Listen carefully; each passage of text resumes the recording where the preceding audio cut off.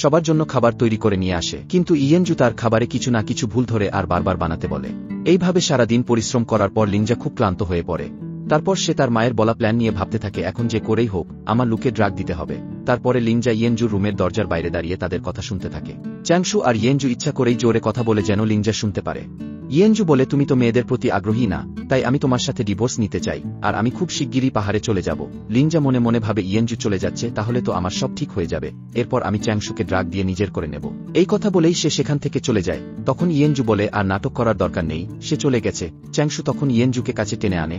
তখন ইয়েনজু বলে, এরপরেও আমাদের ওকে দেখানোর জন্য এমন অভিনয় চালিয়ে যেতে হবে। চ্যাংশু রাজি হয়ে যায় আর বলে, তুমি তো আমাকে ঠিক করেছ, তাহলে তুমি আমাকে ট্রাই করে দেখবে না? তারপর চ্যাংশু ইয়েনজুকে চুমু দিয়ে বলে, আজকের মতো এটুকুই। এরপর সে তাকে শুভরাত্রি বলে তার রুম থেকে বের হয়ে যায়।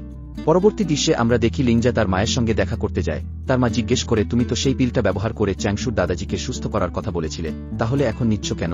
লিঞ্জা বলে, আমি চ্যাংশু আর ইয়েনজুর কথা শুনে বুঝেছি চ্যাংশু আসলে অসুস্থ, সে মেয়েদের পছন্দ করে না, তাই আমি এই পিল দিয়ে তাকে ঠিক করব।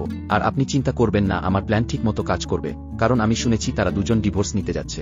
এটাই আমার কাছে সবচেয়ে বড় সুযোগ, তাহলে আমি এখন চলে যাচ্ছি। অন্যদিকে আমরা দেখি চ্যাংশু আর ইয়েনজু ছদ্মবেশে রেস্টুরেন্টে লিঞ্জা এবং তার মায়ের কথোপকথন শোনে।